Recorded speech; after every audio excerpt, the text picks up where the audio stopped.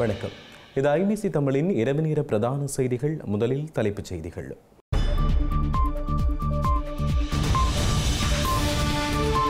இலங்கைக்கும் ஜப்பானுக்கும் இடையிலான புதிய பாதுகாப்பு ஒப்பந்தம், அவதானம் செலுத்தும் சீனா. இனவாத பிசாசுகள் மீண்டெழுந்துள்ளன, மஹிந்த மற்றும் ரணிலை சாடிய அமைச்சர் சந்திரசேகர். யாழில் பாரிய போராட்டத்திற்கு தயாராகும் உறவுகள், நாளை ஆர்ப்பாட்டம். மூன்றாவது முறையாக திறக்கப்பட்ட யாழ்ப்பாணம் பொருளாதார மத்திய நிலையம், மட்டவிலில் நிகழ்வு. கரூருக்கு செல்லாத விஜய் தரப்பு, பாஜக உறுப்பினர்கள் பயணம். ஹாசாவுக்கான புதிய அமைதி திட்டம், வரவேற்ற மத்திய கிழக்கு மற்றும் மேற்குலக தலைவர்கள்.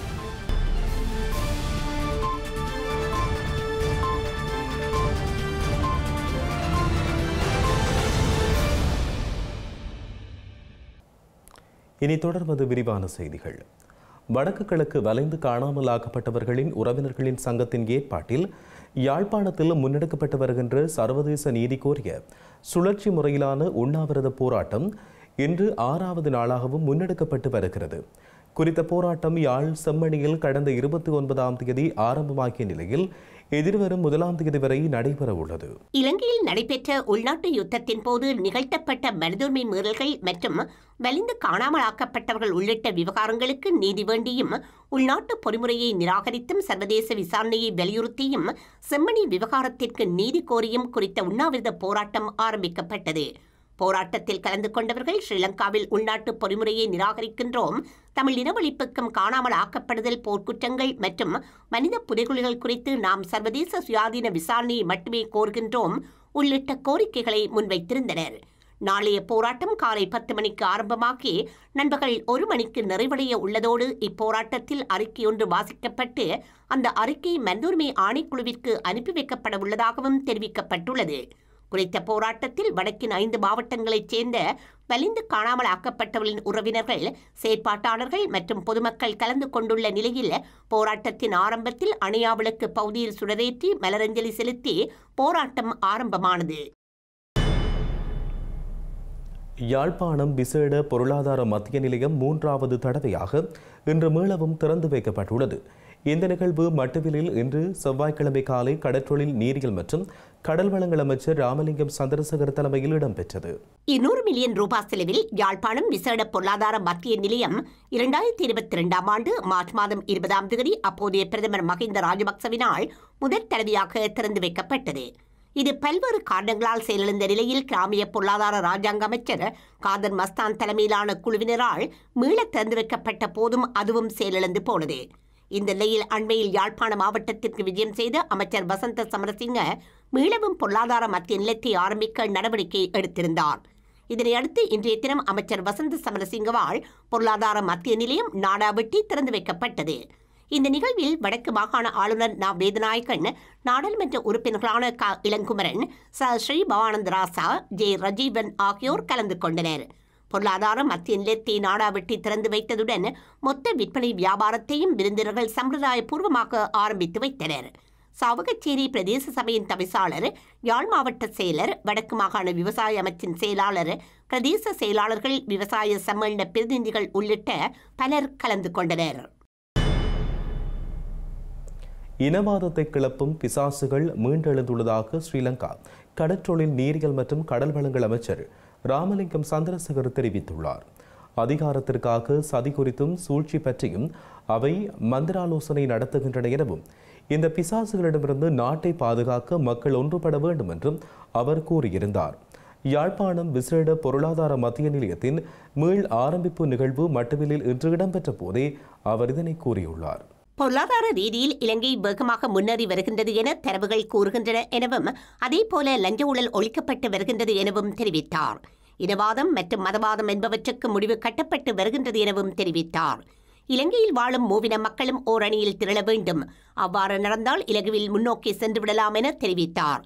இதனையே எமது ஜனாதிபதி எல்லா இடங்களிலும் வலியுறுத்தி வருகின்றார். எனவே இந்த இனவாதம் என்ற பிசாசுக்கு எமது நாட்டில் நிரந்தரமாக முடிவு கட்ட வேண்டுமென்றும் அதற்குரிய நடவடிக்கையை முன்னெடுக்கும் போது பழைய பிசாசுகள் மீண்டெழுவதே காண முடிகின்றது எனவும் தெரிவித்தார். பழைய திருடர்கள் ஓரணியில் திரண்டு அதிகாரத்துக்காக சதி மற்றும் சூழ்ச்சிகளை செய்ய முடியுமா என்பது பற்றி ஆராய்கின்றனர் என கூறினார். இது பற்றியே ரணிலும் மஹிந்தவும் அவரது வீட்டில் மந்திராலோசனை செய்கின்றனர் எனவும் ரணிலும் மஹிந்தவும் நம்பர் 1 திருடர்கள் எனவும் தெரிவித்தார். அரசுக்கு சொந்தமான காணியை போலி ஆவணங்கள் தயாரித்து விற்பனை செய்த குற்றச்சாட்டின் பேரில் விளக்கமறியலில் வைக்கப்பட்டிருந்த முன்னாள் ராஜாங்க அமைச்சர் பிரசன்ன ரணவீர இன்று பிணையில் விடுவிக்கப்பட்டுள்ளார். கம்பகா மேல் நீதிமன்றத்தின் உத்தரவுக்கு அமைய அவர் பிணையில் விடுவிக்கப்பட்டுள்ளார். பிரசன்ன ரணவீர சார்பாக முன்னிலையான சட்டத்தரணிகளின் வாதங்களை பரிசீலனை செய்த கம்பகா மேல் நீதிமன்ற நீதிபதி பிரசன்ன ரணவீர மற்றும் சரத் எதிரிசிங் ஆகிய 2 சந்தேக நபர்களையும் கடுமையான பிணை நிபந்தனைகளின் கீழ் விடுவிக்க உத்தரவிட்டார். அதன்படி 5 லட்சம் ரூபாய் வீதம் ஒரு ரொக்கப் பிணை மற்றும் தலா 5 லட்சம் ரூபாய் வீதம் 5 சரீர பிணைகளில் செல்ல நீதிமன்றம் அனுமதி வழங்கியது. அத்துடன் சந்தேக நபர்களின் வெளிநாட்டு கடவுச்சீட்டுகளை நீதிமன்றத்தில் ஒப்படைக்க வேண்டுமெனவும் உத்தரவிடப்பட்டுள்ளது. மேலும் சந்தேக நபர்கள் ஒவ்வொரு ஞாயிற்றுக்கிழமையும் குற்றப்புலனாய்வு திணைக்களத்தின் நிதி மோசடி பிரிவில் முன்னிலையாகி கையெழுத்திட வேண்டுமென்றும் நிபந்தனை விதிக்கப்பட்டுள்ளது. 35 ஆண்டுகளின் பின்னர் முரக்கட்டாஞ்சேனை இராணுவ முகாம் அமைந்திருந்த இடம் முழுமையாக முரக்கட்டாஞ்சேனை ராமகிருஷ்ண மிஷன் பாடசாலைக்கு கையளிக்கப்பட்டுள்ளது. முரக்கட்டாஞ்சேனை படைமுகாம் அகற்றப்பட்டு 35 ஆண்டுகளுக்கு பின்னர் அந்த பகுதியை மீளளிக்கும் நிகழ்வு இன்று இராணுவ முகாம் வளாகத்தில் உத்தியோகபூர்வமாக இடம்பெற்றது. 1989 ஆண்டு இந்திய அமெரிக்காக்கும் படையினர் முகாமிட்டதன் பின்னர் அவர்களால் இலங்கை இராணுவத்தினருக்கு இப்பிரதேசம் ஒப்படைக்கப்பட்டிருந்தது. அங்கு இராணுவத்தினர் தமது நடவடிக்கைகளை மேற்கொண்டு வந்திருந்தனர். இதன்போது கருத்து தெரிவித்த அமைச்சர் சுனில் ஹந்துன்னெத்தி இந்த பாடசாலையை உடனடியாக ஆரம்பிக்கக்கூடிய நிலையில் இராணுவத்தினர் கையளித்தமைக்கு நன்றிகள் எனவும் படையினர் வசமுள்ள பொதுமக்களின் காணிகள் நீதித்துறையின் அணுகலின் அடிப்படையில் விடுவிக்கப்படுவதாகவும் கூறினார். அந்த வகையில் கிழக்கு மாகாணத்தின் மட்டக்களப்பு மக்களின் நீண்டகால பிரச்சினைகளில் ஒன்றாக இருந்து வந்த முரக்கட்டாஞ்சேனை ராமகிருஷ்ணா பாடசாலை வளாகத்தில் இயங்கிய குறித்த இராணுவ முகாமானது தற்போது முழுமையாக அகற்றப்பட்டு அந்த பகுதி பாடசாலை நிர்வாகத்திடமும் மக்களிடமும் மீள ஒப்படைக்கப்பட்டுள்ளது. ஸ்ரீலங்கா அரசு தலைவர் அனுரகுமார திசாநாயக்க தன்னுடைய அமெரிக்க மற்றும் ஜப்பான் பயணத்தை முடித்துக்கொண்டு இன்று நாடு திரும்பும் நிலையில் இலங்கைக்கும் ஜப்பானுக்கும் இடையிலான புதிய பாதுகாப்பு ஒப்பந்தம் குறித்து சீனா அவதானம் செலுத்தியுள்ளது. ஜப்பானின் புதிய பாதுகாப்பு உதவி திட்டத்தின் அடிப்படையில் 1 பில்லியன் இலங்கை ரூபாய் பெறுமதியில் 2 அதிநவீன ஆளில்லா வான்கலன்கள் ஸ்ரீலங்கா கடற்படைக்கு வழங்கப்பட உள்ளமை குவாட் திட்டத்தின் அடிப்படையில் தனக்கு எதிரான ஒரு நகர்வாக சீனா நோக்குவதாக தெரிகின்றது. குவாட் பொறிமுறை உட்பட்ட பாதுகாப்பு விடயங்களில் இலங்கைக்கும் ஜப்பானுக்கும் இடையிலான ஒத்துழைப்பை மேலும் வலுப்படுத்துவது குறித்தும் ஆராயப்பட்டுள்ளமை கொழும்பு திட்டத்தில் பெரும் பங்கு கொண்ட சீனாவை உரசும் ஒரு நகர்வாக நோக்கப்படுகின்றது. இலங்கைக்குரிய ஜப்பானிய திட்டங்களுக்குரிய புதிய ஒப்பந்தங்கள் நேற்று கைச்சாத்திடப்பட்ட நிலையில் 2 தரப்புக்கும் அதிகாரப்பூர்வ பாதுகாப்பு உதவி திட்டத்தின் மீதே சீனா அவதானம் கொண்டுள்ளது. ஜப்பானிய பாதுகாப்பு உதவி திட்டத்தின்படி இதுவரை ஸ்ரீலங்காவிடம் இல்லாத அளவில் 2 பெரிய அதிநவீன ஆளில்லா வான்கலங்களை ஸ்ரீலங்கா கடற்படைக்கு வழங்க உள்ள விடயம் இலங்கையில் சீனாவுக்குரிய ஜப்பானிய பதில் என கருதப்பட்டுள்ளது. இந்த ஆளில்லா வான்கலங்கள் ஸ்ரீலங்கா அதன் வெளி பாதுகாப்பை உறுதிப்படுத்த முடியும் என குறிப்பிடப்பட்டாலும் இந்த உதவி அமெரிக்கா, ஜப்பான், இந்தியா மற்றும் ஆஸ்திரேலியா உட்பட்ட நாடுகளின் குவாட் பாதுகாப்பு திட்டத்திற்கு உதவும் வகையில் வழங்கப்படுவதாக கருதப்படுகின்றது. தமிழக வெற்றிக் கழகத்தின் தலைவர் விஜயின் பரப்புரையில் ஏற்பட்ட 41 பலிகள் தொடர்பான கைதுகள் இடம்பெற்று வரும் நிலையில் இதுவரை கரூருக்கு விஜய் தரப்பு செல்லாத நிலையில் இந்த துயர சம்பவத்துக்கு பின்னர் அங்கு ஏனைய கட்சிகள் சென்று மக்களை சந்தித்து ஆறுதல் கூறி வருகின்றன. அந்த வகையில் இன்று பாஜகவின் தேசிய தலைவர் ஹேமமாலினி தலைமையில் தேசிய ஜனநாயக கூட்டணி நாடாளுமன்ற உறுப்பினர் 8 பேர் கொண்ட குழு கரூருக்கு சென்று பாதிக்கப்பட்ட மக்களை சந்தித்து ஆறுதல் கூறியுள்ளது.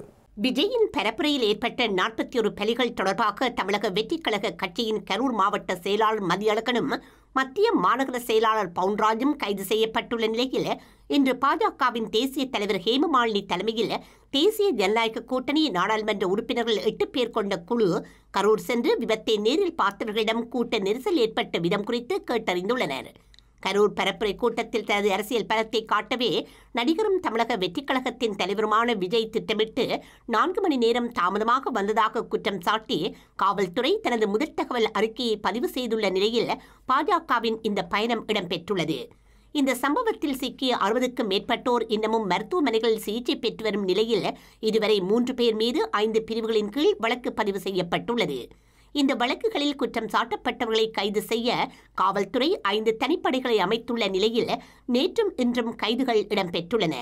இன்று அதிகாலை கரூர் நகர காவல் நிலையத்திற்கு கொண்டு செல்லப்பட்ட கட்சியின் மாவட்ட செயலாளர் மதியழகனும் மத்திய மாநகர செயலாளர் பவுன்ராஜும் மருத்துவ பரிசோதனைகள் செய்யப்பட்ட பின்னர் நீதிமன்றத்தில் முன்னிறுத்தப்பட்டனர். அடுத்து கட்சியில் விஜயின் வலது கரங்களாக கருதப்படும் கட்சி பொதுச் செயலாளர் புசி ஆனந்த், தாவேகா இணை பொதுச் செயலாளர் நிர்மல்குமார் ஆகியோர் கைதாகலாம் என எதிர்பார்க்கப்படுகின்றது. இதற்கிடையே கரூர் துயரம் தொடர்பாக தவறான தகவல் பரப்பியதாக சமூக வலைத்தள பதிவாளரான யூடியூபர் ஃபெலிக்ஸ் ஜெரால்டும் கைது செய்யப்பட்டு அவர் மீது விசாரணை மேற்கொள்ளப்பட்டு வருகின்றது. வெள்ளை மாளிகையில் இருந்து வெளிப்பட்ட காசாவுக்கான புதிய அமைதி திட்டம் மத்திய கிழக்கு மற்றும் மேற்குலக தலைவர்களின் வரவேற்பை பெற்று வருகிறது. அமெரிக்க அரசு தலைவர் டிரம்பும் ஆஸ்திரேலிய பிரதமர் நெதன்யாகுவும் நேற்று சந்தித்து பேசிய பின்னர் காசாவிற்கான ஒரு புதிய அமைதி திட்டம் குறித்த உடன்பாடு எட்டப்பட்டது. இந்த புதிய திட்டத்தை ஹமாஸ் அமைப்பும் ஏற்றுக்கொள்ள வேண்டுமென இவர்கள் எச்சரித்துள்ளனர். வெள்ளை மாளிகையின் இந்த 20 அம்ச திட்டம் காசாவில் ராணுவ நடவடிக்கைகளை உடனடியாக முடிவுக்கு கொண்டுவரும் முன்மொழிவை செய்துள்ளது. அதற்கு பதிலாக ஆஸ்திரேலிய சிறையில் உள்ள நூற்றுக்கணக்கான காசா மக்கள் விடுவிக்கப்பட வேண்டும் எனவும் உயிருடன் இருக்கும் 20 ஆஸ்திரேலிய கைதிகளையும் மரணித்த பணைய கைதிகளின் உடல் எச்சங்களையும் ஹமாஸ் விடுவிக்க வேண்டுமென்று இத்திட்டம் கோருகின்றது. இனிமேல் காசாவை நிர்வகிப்பதில் ஹமாஸுக்கு எந்த பங்கும் இருக்காது என்றும் எதிர்காலத்தில் ஒரு பலஸ்தீன நாடு உருவாவதற்கான சாத்தியத்தை அனுமதிக்கின்றது என்றும் இத்திட்டம் கூறுகின்றது. இந்த திட்டத்தை அமைதிக்கான ஒரு வரலாற்று சிறப்புமிக்க நாள் என ட்ரம்ப் விவரித்த நிலையில் பல உலக தலைவர்களும் இந்த ஒப்பந்தத்தை வரவேற்றுள்ளனர். செய்திகளின் நிறைவாக இனி மீண்டும் தலைப்புச் செய்திகள்.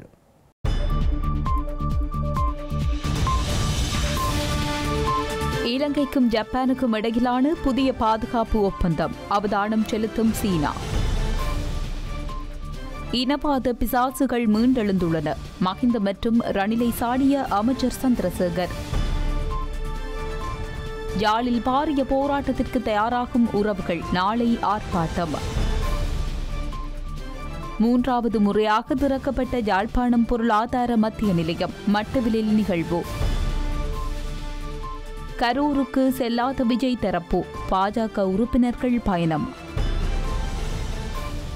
ஹாசாவுக்கான புதிய அமைதி திட்டம், வரவேற்ற மத்திய கிழக்கு மற்றும் மேற்குலக தலைவர்கள்.